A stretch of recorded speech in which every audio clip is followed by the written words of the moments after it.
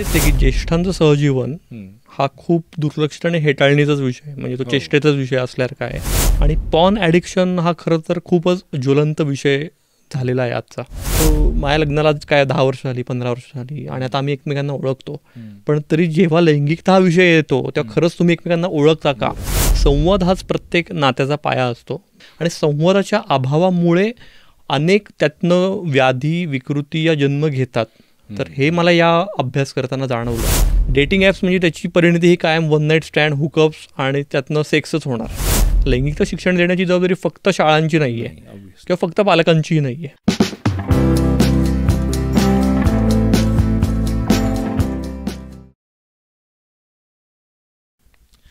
नमस्कार. बऱ्याच वेळेला काय होतं, आपल्या मनामध्ये काही प्रश्न येत असतात. म्हणजे अगदी कुठल्याही वयामध्ये, लहानपणापासून ते अगदी आपण वयस्कर होईपर्यंत अनेक प्रश्न आपल्या मनामध्ये येतात आणि ते कुणाला तरी विचारावंसे वाटतात.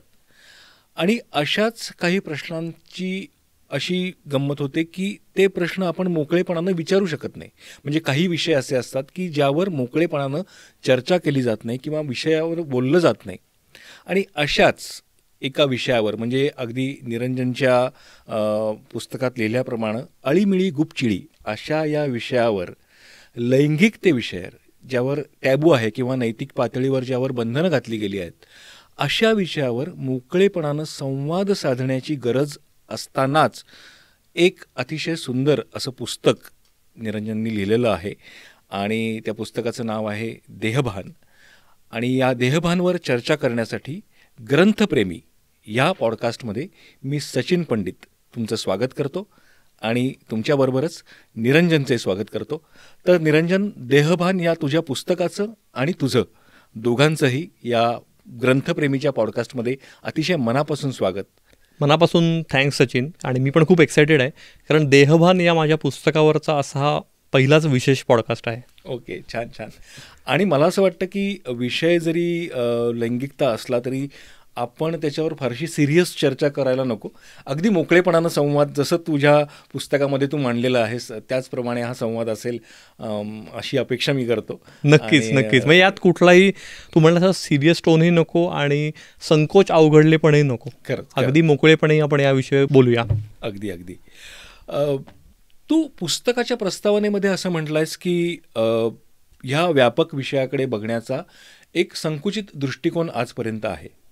आणि आपण आत्ताच्या प्रस्तावनेमध्ये पण असं म्हटलं की हा विषय टॅबू आहे किंवा एक त्याला नैतिक बंधनं घातली गेलेली आहेत. तर इतका म्हणजे आपल्या मनासाठी, शरीरासाठी आपण जितका श्वास घेतो तितकाच हे लैंगिकता हा विषय आपल्याशी निगडीत आहे, प्रत्येक मनुष्याशी. असं असताना देखील आजपर्यंत भारतीय एखाद्या संकल्पनेमध्ये असेल किंवा मराठीमध्ये असेल, आपण असं म्हणूयात, तो इतका टॅबू म्हणून का समजला गेला असावा किंवा त्याच्यावर का चर्चा होत नसावी? खरंच खूप महत्त्वाचा प्रश्न आहे.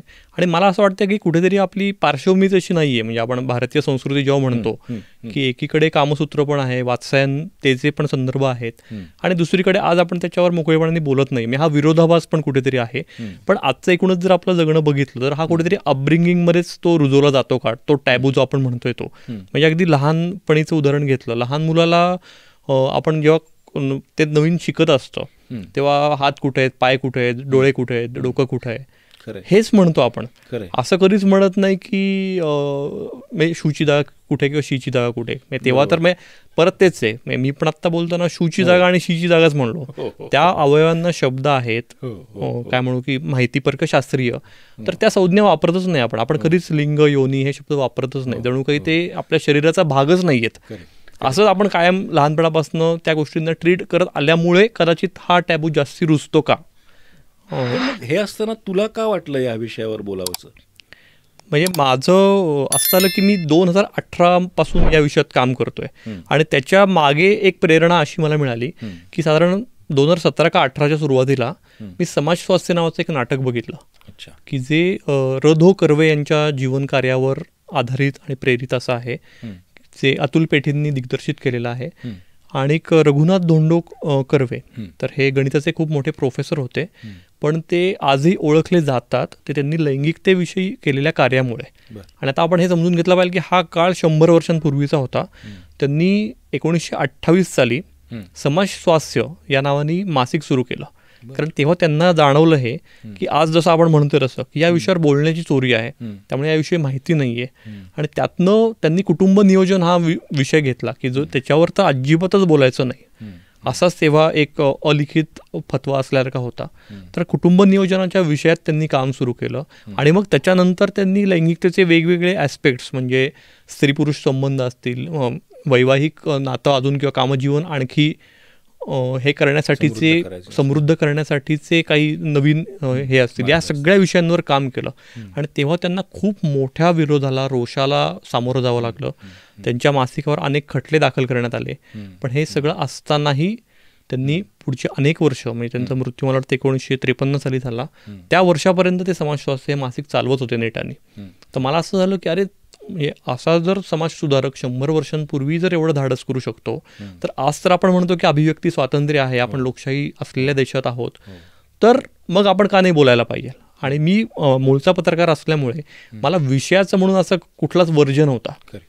फक्त मला हेच होतं की जर मी अभ्यासू पद्धतीने ती मांडण्याची मला जर मुभा मिळाली तर मी बोलण्यात किंवा मला त्याच्यावर काम करण्यात काहीच मला हे नव्हतं.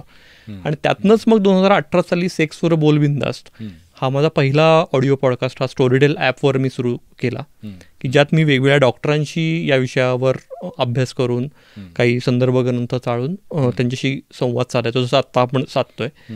आणि मग त्यातनं मला असं जाणवलं की हा विषय, पॉडकास्ट हे एक माध्यम झालं, पण जर अजून आपल्याला मासेसपर्यंत पोहोचायचं असेल, कारण 7-8 वर्षांपूर्वी पॉडकास्टची आज जेवढी क्रेज आहे किंवा जेवढी व्याप्ती आहे तेवढी नव्हती. म्हणून मग मी थोडं लेखांच्या स्वरूपात हा विषय मांडण्याचा प्रयत्न करायला लागलो.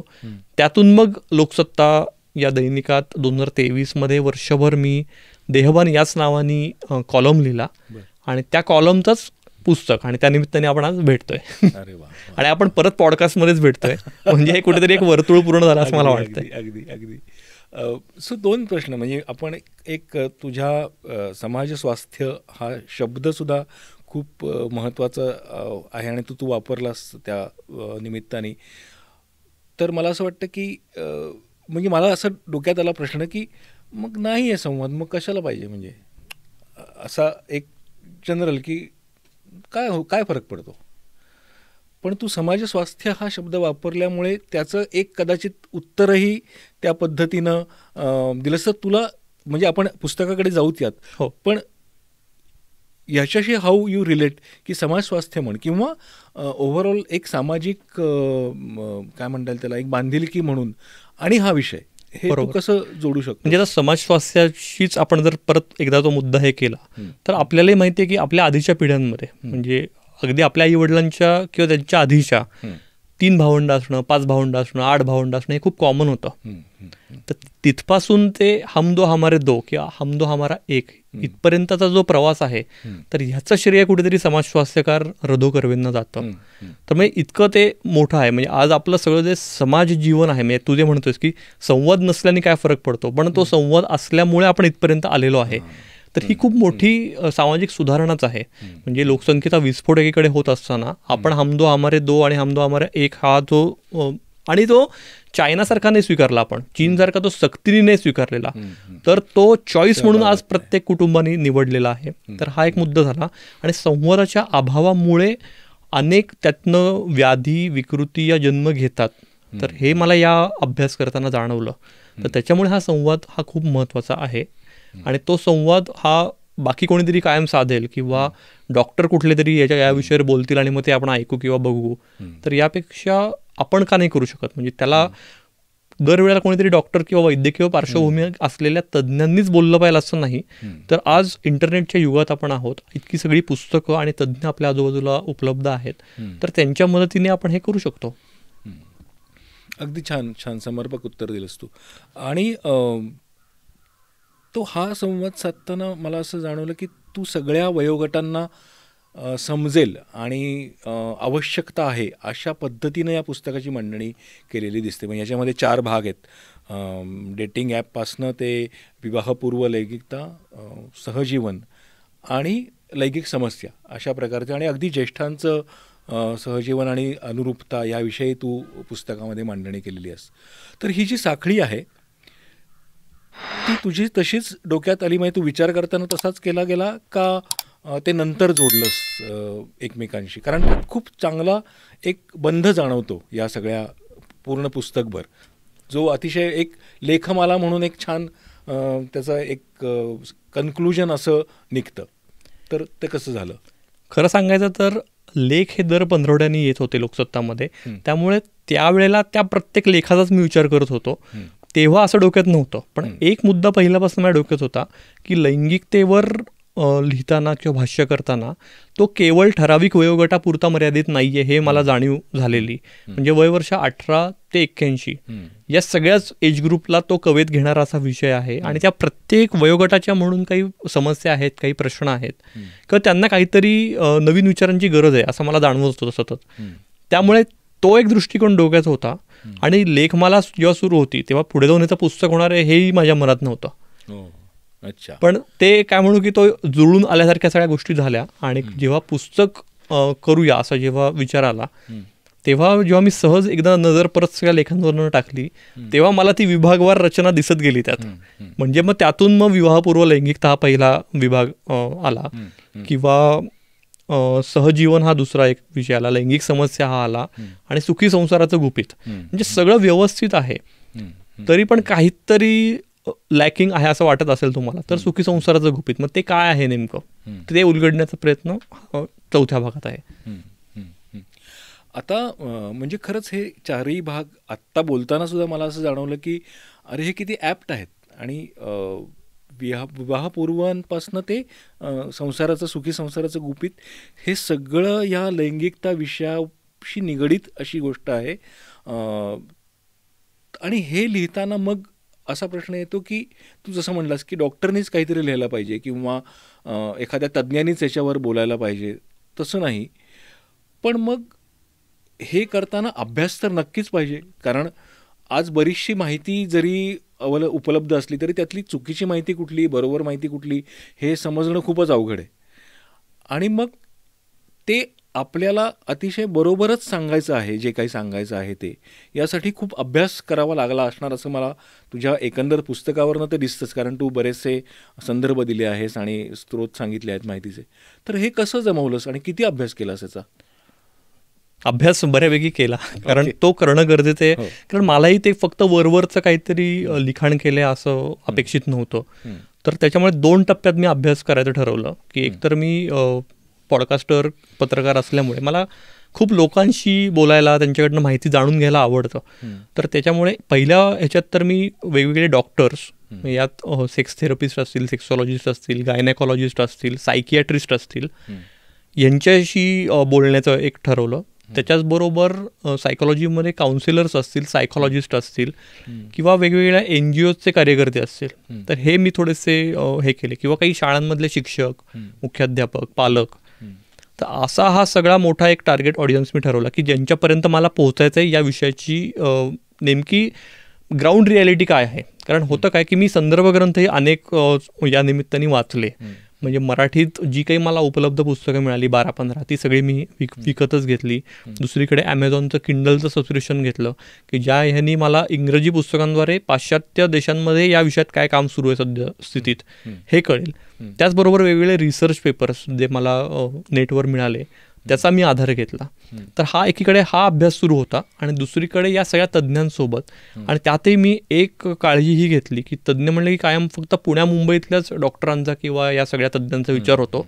तर तसं न करता मी मुद्दामून वेगवेगळ्या तालुक्यांमध्ये किंवा जिल्ह्यांमध्ये जे लोक काम करतायत या विषयात अगदी आणि तळमळीने काम करतायत, अगदी इचलकरंजी असेल किंवा बीड असेल, नागपूर असेल, अशा वेगवेगळ्या भागांमधल्या डॉक्टरांशी, तज्ज्ञांशी बोललो मी आणि त्यातून मग हा विषय आकार घेत गेला असं मला झालं. आता तू जेव्हा म्हणतोस की तज्ज्ञांशी, म्हणजे मला माहिती नाही पण बऱ्याचदा असं समज असतो की हे जे तज्ज्ञ किंवा डॉक्टर जे असतात त्यांच्याकडे आपण काहीतरी समस्या असेल तरच जातो. मग अदरवाईज लैंगिकता हा फक्त समस्येचा विषय नाही, तो एक सहजीवनाचा विषय आहे असं तुझ्या पुस्तकामध्ये तू खूप, आणि तो आपल्याला जाणवतोय म्हणजे तो समाजामध्ये वावरताना सुद्धा. मग त्यामुळे मला जास्त महत्त्वाचं वाटतं तुझं हे एक सामान्य माणूस म्हणून लिहिणं, जर तज्ज्ञ नसताना लिहिणं. कारण अजूनही तज्ज्ञांकडे बघताना हीच मानसिकता असते की अरे नाही, काहीतरी समस्या आली तरच जायचं डॉक्टर, अदरवाईज डॉक्टरांकडे का जाऊ ना आपण, असं चर्चा करायला डॉक्टरांकडे नक्कीच जाणार नाही की काय कसं काय बरं आहे. तर मग हे तज्ज्ञांच्या माहिती गोळा करत असताना तू एक जेव्हा सामान्य माणूस म्हणून ह्याच्याकडे बघितलंस आणि जेव्हा तू लिहिलं आहेस, त्या प्रत्येकाच्या शेवटी तू एक तुझा स्वतःचा असा निष्कर्ष लिहिला आहेस जो मला खूप आवडला. आणि मला असं वाटतं आपण त्याचं एक छोटंसं वाचन करूयात का, ज्यानी प्रेक्षकांना समजेल की मी काय म्हणतो आहे, आणि त्याच्यानंतर आपण तुझं मत घेऊयात की हे ते कसं आलं तुझं, हा निष्कर्ष कुठनं आला. नक्की. तर एक छोटासा पॅरेग्राफ वाचतो निष्कर्षाचा, कामसंवाद या लेखातला आहे. दुसरीकडे लैंगिकताविषयक शिक्षणाच्या अभावामुळे कामविषयक माहितीसाठी अनेक जोडपी पॉर्नचा आधार घेतात, पण त्यातली भडक दृश्य बघून त्यांचा विपरीत परिणाम नात्यावर होण्याची किंवा त्यातून विनाकारण मनात न्यूनगंड रुजण्याची शक्यता असते.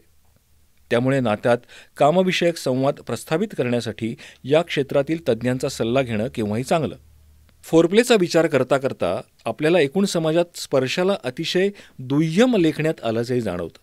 म्हणजे अगदी पती पत्नीही चार चौघात हातात हात घेताना संकोचतात. त्याचंच प्रतिबिंब मग कुठेतरी खाजगी आयुष्यातही उमटतं. त्यामुळेच शब्दांवाचून कळले सारे या पाडगावकरांच्या आणखी एका अजरामर गीताची अनुभूती घ्यायची असेल तर जोडप्यांनी ते स्पर्शाचं, प्रणयाचं आणि कामसंवादाचं महत्त्व वेळीच ओळखायला हवं. इतका सुंदर असा म्हणजे मला आत्ता खरंच असं आतमधनं भरून येते की किती सुंदर संदेश हा जोडप्यांसाठी की यार तुम्ही हात घ्या हातात, बस, दॅट्स इट.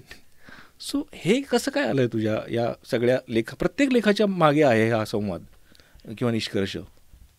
मला म्हणजे असं वाटलेलं की लेखक म्हणून मी जेव्हा पुस्तक किंवा लेख ते लिहितोय ना, तर त्याचा उद्देश फक्त माहितीचं संकलन असं नाही आहे. कारण मग वाचकांना त्यातनं नवीन काहीच मिळत नाही. म्हणजे आहे ती माहिती फक्त गोळा करून काहीतरी दिली आहे असं न करता त्याचं विश्लेषण मला माझ्या पद्धतीने करता येतं आहे का, माझी लेखक म्हणून काही भूमिका त्यातनं मांडता येते का की जी सकारात्मक असेल किंवा वास्तवदर्शी असेल. तर या प्रयत्नातनं मला वाटतं कुठेतरी ते उमटत असेल. आणि बऱ्याचदा असं होतं की ते असं बोलताना सुचणार नाही, पण जेव्हा आपण लिहायला बसतो तेव्हा ते आपसूक उतरतं आणि त्याचं श्रेय परत मग त्या सगळ्या जे काही आपण अभ्यास करतो या निमित्ताने तर त्याला जातं असं मला वाटतं. म्हणजे मला यातनं तुझी तळमळ बेसिकली हा जो एक आहे ना की तुझी तळमळ आहे ती की मला हे खरं तर तुम्हाला सांगायचं आहे, हा अभ्यास वगैरे आहे, त्याचं हे संदर्भ आहे, पण हे तुम्ही घ्या. आणि माझा आणखी एक त्यात मुद्दा असा होता की मला साध्या सोप्या शब्दांमध्ये ते मांडायचं होतं. म्हणजे बऱ्याचदा असं होतं की जेव्हा आपण असे सगळे संशोधन, रिसर्च पेपर्स आणि पुस्तकं आणि तज्ज्ञ यांच्याशिवाय बोलतो ना, तर ती माहिती खूप थोडीशी बोजड होते का असं थोडंसं काही पुस्तकं वाचताना जाणवतं. तर मला कायम मी स्वतःला बजावत होतो की अगदी ज्याला काय म्हणू आपण की वेगवेगळ्या स्तरांमधल्या जरी वाचकांनी ते वाचलं तरी त्यांना ते समजलं पाहिजे. त्यांना ते पटेल न पटेल हा वेगळा मुद्दा आहे, पण आकलन तर नक्कीच व्हायला पाहिजे. कारण हा विषय तितका महत्त्वाचा आहे की जे कोणी हे पुस्तक वाचतील त्यांना ते समजलं पाहिजे. आणि त्यातून त्यांनी जर काही त्यांना समस्या असतील तर त्यांनी एक प्रोएक्टिव्ह स्टेप पण घेतली पाहिजे. म्हणून पण कदाचित तो कन्क्लुजन आहे. आणि त्या बऱ्याचशा कन्क्लुजनमध्ये असं आहे की जर तुम्हाला याविषयी काही प्रश्न असतील, तुम्हाला जर काही शंका भेडसावत असतील, मनात खात असतील, तर ते तुम्ही सफर होत राहू नका. तर या विषयात काम करणारे अनेक तज्ज्ञ आहेत, तर त्यांना हक्काने जाऊन तुम्ही भेटा आणि तुमची समस्या मांडून त्याच्यावर उपचार घ्या. अगदी अगदी अगदी. आता एक प्रश्न मला येतो मनामध्ये की हा तुला पुस्तक लिहिल्यानंतर किंवा काही अजून पॉडकास्टमध्ये तुला चांगल्या प्रतिक्रियाही मिळाल्या असतील, पण जेव्हा तू ही प्रक्रिया सुरू होती किंवा तू ठरवलंस की आता अगदी तुझ्या पहिल्या पॉडकास्टपासून तू म्हणतोस की लैंगिकता या विषयावर बोलायचं आहे किंवा काम करायचं आहे, तेव्हा तुझ्या मित्रमैत्रिणींची जवळच्या किंवा नातेवाईकांची काय प्रतिक्रिया होती? How they reacted? सगळ्यात पहिला मला काय म्हणू त्याला की असं थोडा विरोध असं नाही, पण शंका थोडीशी आईच्या मनात होती माझ्या. आणि ती म्हणत होती की काही गरज आहे का या विषयावर लिहायची, या हाच विषय सापडला का तुला, असं ते टिपिकल आपण मध्यमवर्गीय घरात जे म्हणलं जातं की बाबा काय गरज आहे यात करण्याची काम, असं तिच्याकडनं एक आलेलं. पण मला चांगलं पण असं वाटतं की जेव्हा ही लेखमाला सुरू झाली वर्तमानपत्रात, तेव्हा पहिल्या लेखानंतर ती मला आवर्जून म्हणलेली की नाही, तू जे करतोयस ते बरोबर आहे, म्हणजे तुझी भूमिका किंवा तुझी जी मांडण्याची पद्धत आहे तर ती अतिशय काय म्हणू की उत्तम आहे. त्यामुळे तिने आपणून तो लेख तिच्या सगळ्या काय म्हणू भिशी मंडळात किंवा भिशी ग्रुपमध्ये आणि गीता मंडळात वगैरे प्रसारित केलेला. तर मला असं वाटतं की ही मोठी पावती माझ्या दृष्टीने झाली. आणि मग मी पण त्यानंतर जरा निश्चिंत झालो की बाबा. करेक्ट. पण मग असंही काही झालं असेल ना की म्हणजे आता डॉक्टरांशी तुझी बोलतेस तर त्यांच्यासुद्धा कदाचित असं काही कोणी म्हणलं तुला का की अरे आम्ही आहोत ना, तू कशाला. नाही, उलट डॉक्टरांची भूमिका ही सकारात्मक मला जाणवली. कारण ते म्हणाले की आम्हाला बऱ्याचदा असं म्हणलं तरी त्यावर तसा वेळ काढता येत नाही, कारण रोजच्या धबाडक्यातनं तो वेळ मिळत नाही. आणि दुसरीकडे लिहायचं म्हणलं किंवा मांडण्याचं म्हणलं तरी ती शैली आमच्याकडे नाही आहे. त्यामुळे तू हे करतोयस हे खूप चांगलं आहे आणि काही या बाबतीतली मदत लागली तरी सांग. अजून एक मला प्रसंग आठवतो की एक ज्येष्ठ पत्रकार आहेत, तर ते मला एकदा म्हणलेले की आवश्यकता काय आहे, म्हणजे तू जसं सुरुवातीला म्हणलास तसं काय गरज आहे, हे संवाद आणि या सगळ्या गोष्टींची काय गरज आहे, ते आपसूक मिळत आलंय पिढ्यानपिढ्या, तर मग काही गरज नाही आहे असं त्यांचं मत होतं. पण त्याच्यानंतर 6-1 महिन्यांनी त्यांचा मला आपण फोन आलेला आणि ते म्हणाले की नाही, तू जे करतोयस ते योग्य आहे आणि तू राईट ट्रॅकवर आहेस. वा, गुड. मग आता पुस्तकाकडे थोडंसं वळूयात आपण. तू पुस्तकाची सुरुवात करताना विवाहपूर्व जे आहे ते आणि त्याची सुरुवात तू डेटिंग ॲपपासून केली आहेस. म्हणजे डेटिंग ॲप हे तरुण पिढी वापरते, म्हणजे कोणाचाही अपमान करण्याचा ह्याच्यामध्ये हेतू नाही, मनानं तरुण असं आपण कदाचित म्हणू, ते सुद्धा वापरू शकतात असं असतं ना, म्हणजे बंधन नाही. असं खरं तर नाही, असं वयाचं बंधन तर नाहीच आहे. आणि आज जर आपण बघितलं तर घटस्फोटितांसाठी पण काही डेटिंग ॲप्स आहेत, गे पॉप्युलेशनसाठी पण काही आहेत. सो असे वेगवेगळ्या वयोगटासाठी आणि यांच्यासाठी डेटिंग ॲप्स अवेलेबल आहेत. ओके.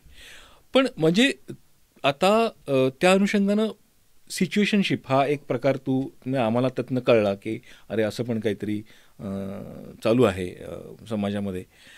आणि तेव्हा असं जाणवलं की कदाचित ही पिढी जी आहे, तरुण पिढी, मनानी तरुण पिढी, ती त्यांच्या संबंधित पालकांशी किंवा नातेवाईकांशी याविषयी मोकळेपणानं बोलते का. म्हणजे काही वेळेला असं जाणवतं की अरे हां, तरुण पिढी बोलते, म्हणजे सांगतात मुलं आपल्या आई वडिलांना, म्हणजे सांगतात, म्हणजे विचारतात का नाही मला माहिती नाही, पण सांगतात. मग त्याविषयी तुझं काय मत आहे की ते संवाद असतो का, तो म्हणजे कसं होतं ते. आता हे प्रत्येक मला वाटतं घरानुसार चित्र वेगळं असेल आणि यात थोडासा पुढाकार हा पालकांनी जास्ती घ्यायला पाहिजे असंही मला वाटतं.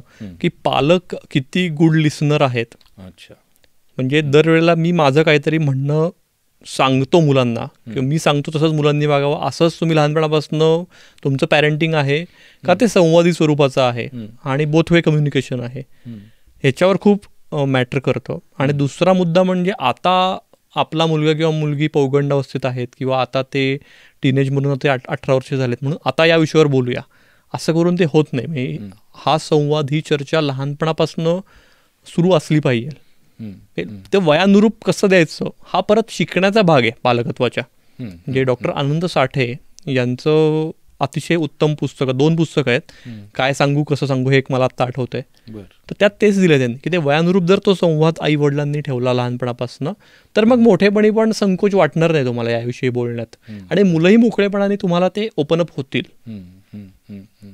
पण आता म्हणजे संवाद साधला पाहिजे हे जरी पटलं एखाद्या पालकांना, पटलं म्हणजे त्यांना त्याची आवश्यकता भासली, आणि पण असं तर होणार नाही की चला आज बस आता ये संवाद करतो तुझ्याशी, असं होत नाही.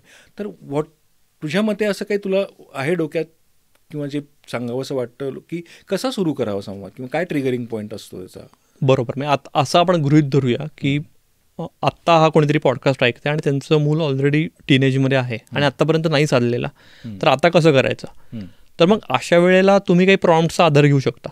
तुम्ही घरात सगळे मिळून कुठले तरी वेब सिरीज बघताय, कुठली तरी फिल्म बघताय आणि त्यात समजा या स्वरूपाचं काही दृश्य आलं तर दरवेळेसारखा टी व्ही बंद करायचा किंवा काहीतरी दुसरीकडे लक्ष हे करायचं यापेक्षा काही बोलता येईल का, किंवा हा सीन असा चित्रित करण्याची गरज होती का, किंवा तुला काय वाटतं, अशा स्वरूपाचं काही डिस्कशन, त्यातनं तो एक ट्रिगर पॉईंट होईल. किंवा आता सेक्स एज्युकेशन सारखी सिरीज आहे नेटफ्लिक्सवर की जी पौगंडावस्थेतल्या मुलांचंच भावविश्व सगळं उलगडते. अशी एखादी सिरीज तुम्ही मुलासोबत बघू शकता का, तेवढा मोकळेपणा तुम्ही आणू शकता का over the period of time. तर अशा वेगवेगळ्या ह्याच्यावर, किंवा आता अभ्यास साहित्य पण, किंवा आता पुस्तकं जरी म्हणलं आपण, आज इंग्लिशमध्ये या वयोगटासाठीची पण खूप पुस्तकं आहेत. मराठीत दुर्दैवाने नाही आहेत, तेवढी काम होण्याची गरज आहे, पण इंग्रजीमध्ये खूप पुस्तकं आहेत. तर मग थेट तुम्हाला बोलायला सुरुवातीला संकोच वाटतो तर अशी पुस्तकं तुम्ही आणून देऊ शकता. किंवा आज बऱ्याच खाजगी शाळांमध्ये की हे चांगलं चित्र आहे की सेक्शुअलिटी एज्युकेशन हे दिलं जातं, लैंगिकता शिक्षण हे दिलं जातं. तर त्या म्हणजे फक्त तुमच्या शरीरामधले होणारे बदल किंवा अशा एवढ्यापुरतंच मर्यादित असतं का? What is your research? ते परत शाळानुरूप बदलतं. काही शाळांमध्ये त्या पुढेही जाऊन दिलं जातं. तर मला असं वाटतं की मग तुम्ही शाळेशी संवाद साधून बघू शकता की तुम्ही लैंगिकता शिक्षण देताय का, देत असेल तर काय स्वरूपाचं देताय, आणि मग तोच धागा घेऊन तुम्ही घरात पण हा संवाद हे करू शकता. कारण लैंगिकता शिक्षण देण्याची जबाबदारी फक्त शाळांची नाही आहे किंवा फक्त पालकांचीही नाही आहे. तर त्या दोघांनी मिळून एक ही भूमिका बजावली पाहिजे असं वाटतं. आणि मग तू वापरलं डेटिंग ॲप स्वतः? नाही, म्हणजे मी जेव्हा त्या वयात होतो तेव्हा ती नव्हती डेटिंग ॲप्स. पण मला असं वाटतं की डेटिंग ॲप्सकडे पण एक मोकळेपणी बघण्याची गरज आहे. म्हणजे मी हा लेख पण जेव्हा केला ना डेटिंग ॲप्सवरचा, तर तेव्हा मी फक्त किती डेटिंग ॲप्स आहेत, म्हणजे टिंडरचा वगैरे मी जरा अभ्यास केला, पण प्रत्यक्ष वेगवेगळी डेटिंग ॲप्स वापरतायत अशा तरुणाईशी मी मुद्दाम बोललो की जे साधारण 18 ते 30 या वयोगटातले होते. तर खूप वेगवेगळे इंटरेस्टिंग निष्कर्ष मला यात मिळाले.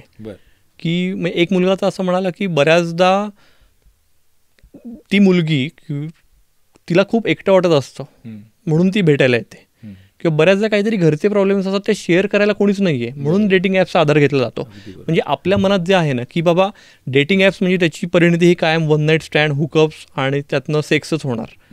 तर हा संकुचित दृष्टिकोन झाला खूप. म्हणजे एक मला मुलगी पण तेच म्हणाली 25ची की असा समज असतो मॅरिड लोकांचा किंवा मोठ्यांचा की यांचं सेक्स लाईफ खूप भारी असणार. तर ती म्हणली वस्तुस्थिती अशी नाही आहे.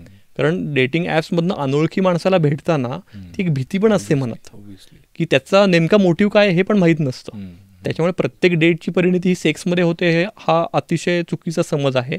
आणि जर अगदी स्टॅटिस्टिकली जरी बघितलं तरी मॅरिड लोकांच्या तुलनेत आमचं सेक्स लाईफ हे खूपच लिमिटेड असतं किंवा कमी असतं.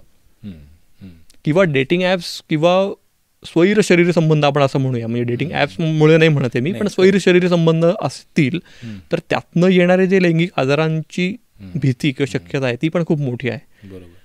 त्यामुळे हे डेटिंग ॲप्स आणि त्याच्या पुढे जाऊन जर तुम्हाला शरीर संबंध प्रस्थापित करणं या दृष्टीने जरी बघत असेल कोणी, तर या आजारांची पण शक्यता लक्षात घेतली पाहिजे. आणि त्यासाठीचे जे काही प्रिकॉशनरी मेजर्स आहेत, जे सुरक्षित शरीर संबंध किंवा त्या चाचण्या आज अवेलेबल आहेत, अगदी सगळ्याच मेडिकल लॅब्समध्ये त्या आज अवेलेबल आहेत, तर त्या चाचण्या दर 3-6 महिन्यांनी तुम्ही केल्या पाहिजेत असं डॉक्टर आवर्जून सजेस्ट करतात. कुठल्याही नवीन रिलेशनशिपमध्ये पडण्याआधी ही काळजी घेणं खूप गरजेचं आहे. तू असंही म्हणजे मला असंही जाणवलं की काही लेखांमध्ये अपराधीपणाची भावना असणं, म्हणजे जेव्हा संवाद साधायची गरज असते तेव्हा एक न्यूनगंड मनात तयार होतो, आणि मग काही वेळेला ही अपराधीपणाची भावना आणि नैसर्गिक भावना, ओके, म्हणजे एखाद्या लैंगिक कृतीकडे अपराधीपणे किंवा दुष्कर्म म्हणून बघितलं जाणं आणि ती नैसर्गिक कृती आहे म्हणून बघितलं जाणं, ह्या दोन्ही म्हणजे खूप अशी पुसट सीमारेषा आहे याच्यामध्ये. बरोबर. मग अशा वेळेला मोकळेपणाने चर्चा करून हे सॉल्व्ह होऊ शकतं असं तुला वाटतं? ही बाउंड्री थोडीशी क्लिअर होऊ शकेल असं तुला वाटतं? अगदी खरं आहे. आणि म्हणजे संवाद हाच प्रत्येक नात्याचा पाया असतो. म्हणजे आता आपण या बाबतीत विचार करताना थोडं कमिटेड रिलेशनशिप किंवा समजा लग्न झालेलं आहे, जोडीदार आहेत दोघं, पण तरी तू म्हणतो तसं तो संकोच आहे की बाबा माझ्या मनात काहीतरी विचार आहेत, काहीतरी फॅन्टसीज आहेत, पण मला त्या व्यक्त करता येत नाहीत कारण तो अडसर आहे मनात की हे कसं बोलू, किंवा मग पार्टनर कसा रिॲक्ट होईल, आणि मग माझ्याबद्दल तिच्या मनात किंवा त्याच्या मनात काही बाबा वेगळे ग्रह येतील का.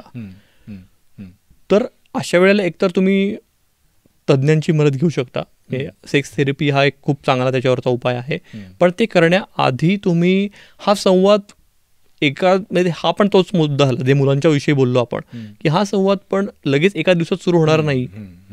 तर तो हळूहळू संवाद सुरू जर तुम्ही केलात तर तो निश्चित, म्हणजे बऱ्याचदा असं होतं की आपण असं म्हणतो की मी माझ्या लग्नाला काय 10 वर्ष झाली, 15 वर्ष झाली, आणि आता आम्ही एकमेकांना ओळखतो, पण तरी जेव्हा लैंगिकता हा विषय येतो तेव्हा खरंच तुम्ही एकमेकांना ओळखता का, हा परत संशोधनाचाच विषय राहतो. आणि त्या संवादामुळे म्हणजे त्यांच्यातलं सहजीवन सुधारण्यास निश्चितच मदत होईल. आणि नुसतं सहजीवन असं नाही, शारीरिक स्वास्थ्य राहण्यासाठी पण ते तितकंच गरजेचं आहे असंही आपण म्हणू शकतो त्या संवादामुळे. हो, कारण परत तेच आहे की शरीर संबंध किंवा सेक्स याकडे फक्त शारीरिक क्रिया म्हणून बघणं हे खूप चुकीचं आहे. तर त्याचा एक खूप चांगला सकारात्मक परिणाम तुमच्या एकूण आयुष्यावर आणि एकूण आरोग्यावर, त्या नात्यावर होत असतो. करेक्ट. त्यामुळे त्या दृष्टीने सकारात्मकपणे त्याकडे बघण्याची खूप गरज आहे. म्हणजे मला एक सायकॉलॉजिस्ट खूप चांगलं म्हणलेलं मला आठवतं आहे की त्यांच्याकडे एक साधारण 40 का 50चं कपल आलेलं, 50चं.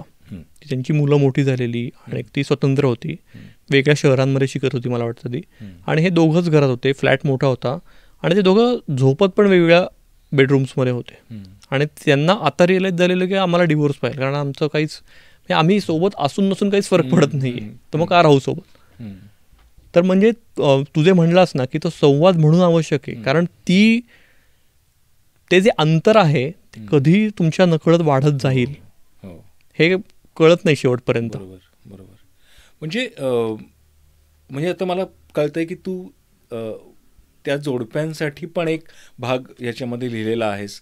म्हणजे खरं तर लग्न झालेल्या जोडप्यांमध्ये हा संवाद असणंच अपेक्षित आहे कधी ना कधी. म्हणजे ते खाजगीत करत असतील किंवा काही त्यांच्या क्षणांमध्ये करत असतील, पण तरीसुद्धा तुला वाटलं की नाही मला ह्याच्यावर लिहिलं पाहिजे किंवा त्यातनं मला काहीतरी सांगितलं पाहिजे, तर नेमकं काय कारण होतं असं तुला वाटायचं, किंवा असं तुझे ऑब्झर्वेशन्स होते, किंवा काय, हाऊ यू. म्हणजे एकूण आत्ता जर आपण बघितलं तर ओळखीतल्या पण अनेक मित्रमैत्रिणींचे डिव्होर्स झालेत, हे कानावर सतत येत राहतं, आणि हे प्रमाण गेल्या काही वर्षात वाढलं आहे का हे पण असं वाटत राहतं. तर मग मुद्दाच येतो की आपण जेव्हा कंपॅनियनशिप म्हणतो किंवा जोडीदारासोबत आपण संसार करतो असं म्हणतो, तेव्हा आपल्या मनातल्या ज्या काही भावना आहेत, म्हणजे त्या फक्त लैंगिक संदर्भातल्या नसतील, ज्या काही तुमच्या डीप रूटेड इन्सिक्युरिटीज आहेत किंवा जे प्रश्न किंवा ज्या गोष्टी तुम्हाला छळत आहेत वर्षानुवर्ष, त्या तुम्ही शेअर करू शकता का तुमच्या पार्टनरसोबत, तेवढा तुम्हाला विश्वास आहे का एकमेकांप्रती. आणि जर तसा संवाद झाला, याला इंटेलेक्च्युअल इंटिमसी म्हणतात. म्हणजे इंटिमसीकडे पण फक्त फिजिकलीच बघण्याचा आपल्याकडे हे, पण इंटेलेक्च्युअल इंटिमसी याला म्हणतात की ते बोलून तुम्हाला मोकळं झाल्यासारखं वाटतंय का, एनरिच झाल्यासारखं वाटतंय का. तसं जर वाटत असेल तर ते नातं आणखी दृढ होत जाणार आहे जसा काळ सरेल तसं. म्हणजे ते लोणचं जेव्हा ताजं असतं ना तेव्हाही खायला मजा असते, पण ते मुरतं ना जेव्हा, तर तसंच आहे संसाराचं की तो मुरायला लागतो, आणि तो मुरण्यासाठी ना वेळ द्यायला लागतो तेवढा. तर तो देण्याची तुम्हाला दोघांना तेवढा वेळ आणि हे आहे का. आणि त्या मुरण्यामध्ये लैंगिकता हा एक मोठा इन्ग्रेडियंट आहे.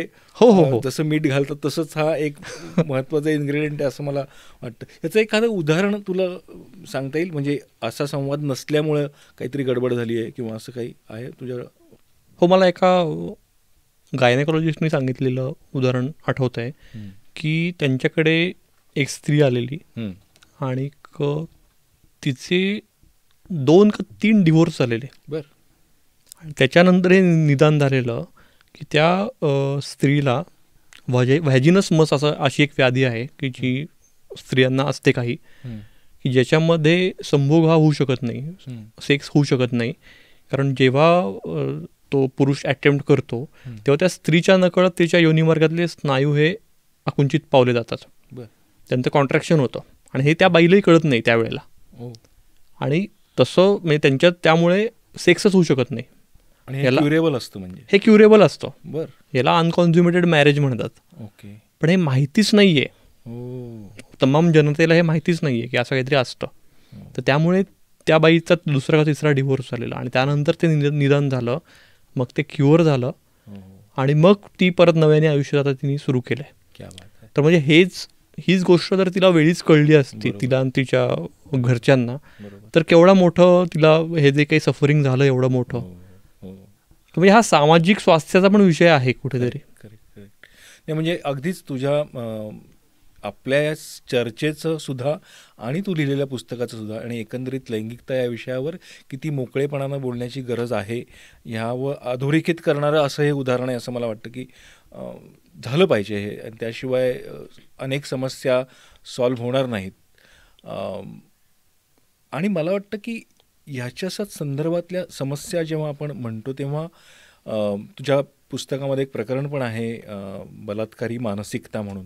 खूप मोठा विषय आहे, खूप वेगळा आणि अतिशय ज्वलंत विषय. आपण डेली त्याविषयी काहीतरी बोलतो, खूप कॉन्ट्रोवर्सीज होतात या बोलण्यामध्ये.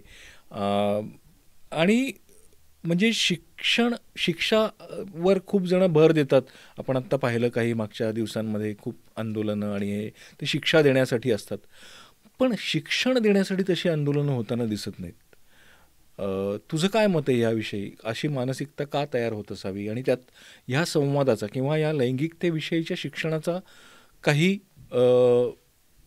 भाग जर जोडता आला त्याला, तर त्यामुळे काही प्रमाणात त्याच्यामध्ये काय म्हणता येईल त्याला, समस्या दूर होण्यास मदत होईल का, असं तुझं काय मत आहे? निश्चितच. म्हणजे लैंगिकता शिक्षणाचा सार्वत्रिक अभाव जो आहे सगळ्याच समाजातल्या स्तरांमध्ये, तर ते तर महत्त्वाचं आहेच. म्हणजे मला आठवते की तो विषय जेव्हा मी तो विषय एक तर खूप नाजूक आहे आणि मला म्हणजे मुद्दा तोच होता की तेव्हा मी ती बदलापूरची घटना घडलेली, त्या अनुषंगाने मी त्या पार्श्वभूमीवर तो लेख लिहिलेला आणि ते रिपोर्टिंग होतं. तर ते सगळं ती केस नेमकी काय आहे, ती ॲक्ट कसा झाला याच विषयी होता. पण ही नेमकी मानसिकता काय असते, बलात्कारी मानसिकता ती कशी घडते, तर ह्याचा खोलात जाऊन विचार करण्याची गरज आहे. तर तो अभ्यास करताना मला एक रजत मित्रा म्हणून आहेत की जे सिनियर सायकोलॉजिस्ट आहेत, तर त्यांनी तिहार तुरुंगात 5 वर्ष ज्यांना फक्त बलात्काराची शिक्षा झाली आहे अशा कैद्यांचा अभ्यास केलेला. आणि 5 वर्षांच्या त्यांच्या संशोधनातनं त्यांनी निष्कर्ष जे काढलेले ते खरं तर खूप धक्कादायक होते. त्यांचे निष्कर्ष असे होते की हे जे कोण कैदी होते यापैकी एकही जण त्यांचा गुन्हा कबूल करायला तयार नव्हता, जरी त्यांना रेड हँड पकडलेलं तरी पण. आणि त्याचा मागचं एक कारण हे होतं की त्यांना खात्री होती की आपण काहीतरी सेटलमेंट करून किंवा काहीतरी कायद्याची पळवाट काढून यातनं बाहेर पडणार आहे. तर हे किती धक्कादायक आहे. म्हणजे कुठेतरी कायदा आपण म्हणतो पण कायद्याचं भीतीच नाही आहे का, अशी एक स्थिती आहे. आणि अजून एक त्यांचा निष्कर्ष होता जो मला जास्ती काळजी करणारा वाटतो की हे जे कोण कैदी होते यापैकी एकालाही त्यांनी जे काही कृत्य केलेलं आहे त्याचा अजिबात पश्चाताप नव्हता किंवा खंत नव्हती. तर म्हणजे समाज म्हणून आपण नेमके कसे घडतोय ह्याच्यावरच प्रश्नचिन्ह आहे. म्हणजे हे परत मुलांपर्यंत जातं की आपण लहान मुलांना कसं वाढवतोय, त्यांचं अपब्रिंगिंग कसं करतोय. म्हणजे मुलग्यांना वाढवताना त्यांना आपण अपोजिट जेंडरविषयी काय सांगतोय, आदरभाव त्यांच्या मनात लहानपणापासून आहे का, संमती कन्सेंट हा विषय किती महत्त्वाचा आहे की जो फक्त पिंकसारख्या एखाद्या फिल्ममध्ये येतो तेवढा पुरता, पण हे सांगितलं जातं का. म्हणजे मॅरिटल रेप हा पण एक खूप काय म्हणून दुर्लक्षित विषय आहे की लग्न झाल्यामुळे तुम्हाला लायसन्स मिळाले असंही नाही आहे. म्हणजे तेच म्हणूनच संवाद जेव्हा होईल ह्या सगळ्या विषयावर आणि एस्पेशली आपण मगाशी म्हणलं तसं मुलांना लहानपणापासूनच त्याच्याविषयीची एक जागरूकता निर्माण केली जाईल, तेव्हा तो मग मोठा झाल्यानंतर लग्न झाल्यानंतर त्याचा दृष्टिकोन नक्कीच त्या स्वरूपाचा असणार आहे, त्या स्वरूपामध्ये बदलणार आहे. सो फार महत्त्वाचं काम केलंस तू. म्हणजे मला असं वाटतं की यात आणखी एक मुद्दा विचारात घ्यायला पाहिजे की हे तर आपल्याला सूत्र माहितीच आहे की ज्या कुठल्या भावना खूप दाबल्या जातात व्यक्ती म्हणून किंवा समाज म्हणून त्या तितक्याच उफाळून येणार आहेत. बरोबर. जितका मोकळेपणा असेल नात्यांमध्ये किंवा समाजांमध्ये किंवा स्त्री पुरुषांना एकमेकांशी संवाद साधण्यामध्ये, तितका ही म्हणजे या प्रश्नावर, या समस्येवर असं एकच एक उत्तर नाहीये, पण ही कदाचित सुरुवात असू शकते असं मला वाटतं. अजून एक मला विचारायचं वाटतं तुला की आता म्हणजे ह्याच्याशी संदर्भात असेल किंवा आजकाल स्पेशली पॉर्न ॲडिक्शन आणि सेक्स ॲडिक्शन अशा खूप समस्या चर्चेला जातात आणि त्या अतिशय त्याच्याकडे एक काहीतरी वाईट म्हणूनच बघितलं जातं हे ॲडिक्शन असणं सुद्धा, आणि त्याच्यावर उपाय कोणी सांगत नाही, म्हणजे नुसत्याच त्या चर्चा होतात. तर ह्या दोन्हीचा एकमेकांशी काही संबंध आहे का असं मला तुला विचारायचं आहे तुझ्या अभ्यासातनं किंवा तुझ्या मते, आणि त्या संदर्भात तुझं मत काय आहे, त्याच्यामुळे काही प्रॉब्लेम्स निर्माण होत आहेत का समाजामध्ये? हो, एकतर म्हणजे पॉर्न ॲडिक्शन आणि सेक्स ॲडिक्शन हे दोन्ही वेगवेगळं आहे. त्यांचं कोरिलेशन काही वेळेला असू शकतं. आणि पॉर्न ॲडिक्शन हा खरं तर खूपच ज्वलंत विषय झालेला आहे आजचा. म्हणजे भारत सरकारने पण काही वर्षांपूर्वी काही साईट्सवर बंदी घातलेली, पण नुसतं साईट्सवर बंदी घालून होणार नाही आहे काही, कारण याचा व्हॉल्यूम एवढा ह्यूज आहे जगभरात की त्याचं कन्झम्शन करण्यात भारत हा आघाडीवर असलेला देश आहे. आणि पॉर्न तेच होतं की स्क्रीनचं कसं असतं तसंच पॉर्नचं पण आहे की सुरुवातीला तुम्ही एखादी जरी क्लिप बघितलं तरी तुम्हाला उत्तेजित व्हायला होतं, किंवा बाकी कुठल्याही व्यसनासारखं सिगरेट दारूच्या पण तसंच असतं की सुरुवातीला तुम्ही साध्या कुठल्या क्लिप्स बघितल्या तरी तुम्ही उत्तेजित होता, पण नंतर तुम्हाला तो डोस वाढवायला लागतो आणि मग ते पॉर्न तुम्हाला हिंसक पॉर्न जे म्हणतो आपण की ज्यात हिंसा आहे, की ज्यात किंवा चाइल्ड ॲब्यूज आहे, ॲब्यूज आहे, ह्याच्याकडे तुम्ही हळूहळू जायला लागता, त्याची तीव्रता वाढवायला लागता. आणि पॉर्न ॲडिक्शनमध्ये एका पॉईंटला असं होतं की ते रिॲलिटी आणि ह्याच्यात तुम्हाला फरक करणंच जमत नाही, आणि मग प्रत्येक स्त्री किंवा प्रत्येक बाई आपल्याला तसा सिग्नल देते असं पण कदाचित वाटायला लागतं. आणि जे बघतोय आपण दिवसातला बराच वेळ, मग त्याचं कुठेतरी ते कृतीतही उतरायला लागतं, त्यातनं लैंगिक आगळीक किंवा गुन्हे होऊ शकतात. कारण मुळात पॉर्न हे फिक्शन आहे. म्हणजे आपण कुठलाही पिक्चर जेव्हा थिएटरमध्ये बघायला जातो तेव्हा आपण तिकीट देऊन जातो, कारण आपल्याला ते एंटरटेनमेंट म्हणूनच जातो. तसंच पॉर्न इंडस्ट्री आहे हे समजून घेतलं पाहिजे. म्हणजे पॉर्नमध्ये दाखवतात ती रियालिटी नाही आहे हेही अनेक लोकांना माहिती नसतं, आणि मग तशाच अपेक्षा, विकृत अपेक्षा तुम्ही तुमच्या जोडीदाराकडनं, पत्नीकडनं करणं, यातनं पण अनेक एक वेगळ्या प्रकारचे प्रॉब्लेम्स हे वाढत जातात. आणि दुसरीकडे आपण सेक्स ॲडिक्शन म्हणलो, त्याला कंपल्सिव्ह सेक्शुअल बिहेवियर असंही म्हणलं जातं. तर हा थोडासा वेगळा विषय आहे की मेंदूमध्ये काही जी हार्मोन्स सिक्रेट होतात तर त्यातलं काही प्रमाण वाढल्याने हे ॲडिक्शन होऊ शकतं. ह्याच्यात पॉर्न हा भाग बऱ्याचदा असतो किंवा नसूही शकतो. ते नसलं, पॉर्नचं हे नसला तरी पण एखादा माणूस किंवा स्त्री ही सेक्स ॲडिक्ट असू शकते. आणि मग त्यातनं जे काय म्हणू आपण की सतत ते विचार मनात येणं, म्हणजे ॲक्च्युअल कृती किती वेळा तो मनुष्य करतो ह्याच्यापेक्षा तेच विचार सतत 24 तास जर मनात असतील तर हे कुठेतरी तुम्ही पॉर्न ॲडिक्ट आहात का असा प्रश्न मनात यावा, असं हे लक्षण आहे. आणि त्याच्यावर उपचार हे निश्चित उपलब्ध आहेत. तुम्ही सायकियाट्रिस्टकडे किंवा सेक्स थेरपिस्टकडे, सेक्सॉलॉजिस्टकडे हे जायला पाहिजे जर तुम्हाला त्याच्यामुळे, म्हणजे सतत सेक्सचे विचार डोक्यात असल्यामुळे तुमच्या रोजच्या कामावर, रोजच्या जगण्यावर जर परिणाम होतोय तरी निश्चितच काळजी करण्यासारखं आहे, हे समजून घेतलं पाहिजे. आणि याच्यावर तू म्हणतोस तसं उपचार, म्हणजे मी प्रेक्षकांसाठी मुद्दा म्हणून हा प्रश्न विचारतो की सहज उपलब्ध होतात उपचार का? म्हणजे परत मला विचारायचं काय की परत एक तो टॅबू आलाच की अरे मी कसं जाऊ आता, बरोबर, मला मान्य करायला लागणार मुळात की मला असं होतंय किंवा मला आहे हे, आणि मग डॉक्टर किंवा काय तर हे आहे म्हणजे असं उपलब्ध होऊ शकतं, अगदीच मदत मिळू शकते. सगळ्यात मुख्य काय आहे की हे समजून घेतलं पाहिजे की डॉक्टरांना असे शेकडो पेशंट्स बघायची सवय असते रोजच्या ह्याच्यात, त्यामुळे ते तुम्हाला बघून असं काही जज करणार नाहीये की अरे हा आल्यावर का, सचिन आल्यावर का, आणि तो ही समस्या घेऊन आल्यावर का, म्हणजे काहीतरी खूप भयानक आहे असं नाही. त्यांच्या दृष्टीने तुम्ही पेशंट म्हणून आहात, कॉन्फिडेन्शियलिटीचे त्यांचे क्लॉजेस असतात, त्यामुळे उद्या तुझ्या घरचे किंवा मित्रमैत्रिणी जरी गेले त्यांच्याकडे तरी ते तुझी ओळख सांगणार नाही आहेत त्यांना पेशंट म्हणून. तर हे समजून घेतलं पाहिजे. आणि एका डॉक्टरांनीच सांगितलेलं उदाहरण आहे, मला सायकियाट्रिस्ट आहेत ते, की त्यांच्या एका मित्राला ज्या स्वरूपाची व्याधी होती की सेक्स ॲडिक्शनची, म्हणजे त्याचं लग्न होतं झालेलं, तो सुखी संसार सुरू होता, पण एका पॉईंटला बायकोही म्हणायला लागली की तुमची एवढी काही डिमांड मी नाही फुलफिल करू शकत, सतत तुमच्या मनात हेच असतं आणि तुम्हाला रोजच जर अपेक्षा असेल तर ते नाही होणार. तर मग त्यांनी ऑफिसमधल्या एका कलिगसोबत अफेअर सुरू झालं त्याचं, आणि मग तेही खूपच, आणि मग एका पॉईंटला त्या मित्राला जाणवलं की हे जे काही आपलं वर्तन आहे तर हे चुकीचं आहे. आणि मग त्यांनी त्यांच्याकडनं थेरपी घेतली, उपचार घेतले, आणि मग तो आता ते कमी झालं. म्हणजे त्यामुळे उपचार हे निश्चित उपलब्ध आहेत. फक्त आता ते तुमच्या मनात जर संकोच असेल आणि न्यूनगंड असेल तर डॉक्टर तर तुमच्या दारापर्यंत येणार नाही आहेत. पण हेही तितकंच खरं आहे की आज अनेक प्रोफेशनल्स, तज्ज्ञ या विषयात काम करणारे आहेत सुदैवानी, त्यामुळे त्यांच्याकडे विनासंकोचे जायला पाहिजे. अगदी अगदी. आणि म्हणजे कुठलीही लैंगिक समस्या असेल तर असं जायलाच पाहिजे, ते ॲक्सेप्ट करायला पाहिजे स्वतःला की ती आहे मला, आणि मग जायला पाहिजे.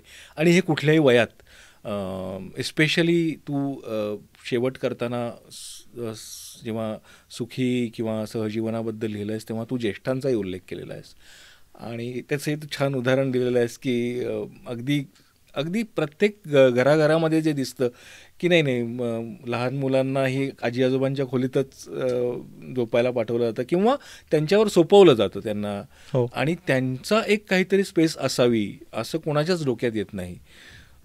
तर असं तुला का लिहावं असं वाटलं, म्हणजे what is your opinion about that? कारण तेच आहे की ज्येष्ठांचं सहजीवन हा खूप दुर्लक्षित आणि हेटाळणीचाच विषय, म्हणजे तो चेष्टेचाच विषय असल्यासारखा आहे. पण मला एका डॉक्टरांनी सांगितलेली एक त्यांच्याकडे आलेली केस आठवते की एक 65चं कपल होतं, आणि त्या दोघांनी प्रचंड गिल्ट होता, कारण ते म्हणत होते की मुलगा आणि सून सकाळी कामाला जातात आणि काय नातवंड शाळेत जातात, आणि त्या दुपारच्या वेळेत आम्हाला थोडासा तो मी टाईम मिळतो, तर तेव्हा आम्ही सेक्स करतो. पण आम्हाला असं वाटतं की या वयात हे करणं योग्य आहे का, त्यांना त्या ह्यांनी गिल्टनी घेरलेलं. तर डॉक्टरने त्यांना हे समजवलं की या वयातही जर तुम्हाला त्या इच्छा होत आहेत तर ही चांगली गोष्ट आहे, आणि असं काही नाही आहे की मुलगा मुलगी जेव्हा 16 वर्ष धोक्याचं आपण म्हणतो, त्या वयात ते प्रेमात पडणार आहेत हे असं गृहीत धरलं जातं. तसं काय 50 नंतर 60 नंतर या भावना थिजून जाणार आहेत हेही गृहीत धरलं जातं. हे चुकीचं आहे, असं नाही आहे. तर ह्याच्याकडे पण एक सकारात्मक दृष्टीने बघायला पाहिजे. आणि दरवेळेला ज्येष्ठांचं सहजीवन म्हणजे त्यात कामजीवनच यायला पाहिजे असं नाही आहे. तर पण त्यांना त्यांचा सहवास, स्पर्श यातनं पण समाधानही मिळू शकतं. त्यामुळे त्यांच्या स्पेसचा हा विचार केला पाहिजे. म्हणजे नातवंड सांभाळण्याचा एक घरातली सोय म्हणून आजी आजोबांकडे नाही बघितलं पाहिजे, हे तितकंच खरं आहे. अगदी अगदी. फारच छान आणि सखोल आणि मोकळा संवाद असं म्हणता येईल. सो निरंजन, मला असं वाटतं की ह्या देहभान पुस्तकाचं हे खूप महत्त्व अधोरेखित होतं या संवादातनंच, की प्रत्येक वयोगटाला अशा प्रकारची माहिती, सकारात्मक माहिती, अभ्यासपूर्ण माहिती मिळण्याची आवश्यकता आहे. आणि मी असं अपील करेन की कुठल्याही निमित्ताने हे पुस्तक आपल्या सरुदाला भेट देण्यासारखं हे पुस्तक आहे.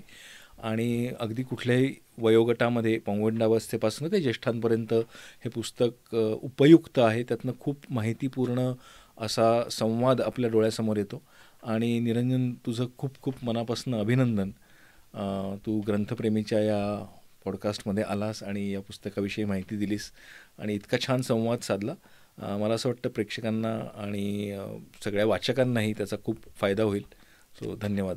Thank you Sachin, thank you. मलाही खूप मजा आली आणि असा मोकळा संवाद खरं तर खूप अपेक्षित आहे या विषयावर, आणि तो आपण करत राहूया. तर असं हे देहभान पुस्तक ग्रंथप्रेमीच्या वेबसाईटवर हे पुस्तक उपलब्ध आहे. त्याची लिंक तुम्हाला डिस्क्रिप्शनमध्ये मिळेलच. तिथनं ते तुम्ही नक्की विकत घ्या.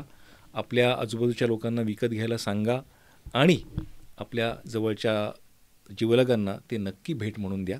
धन्यवाद.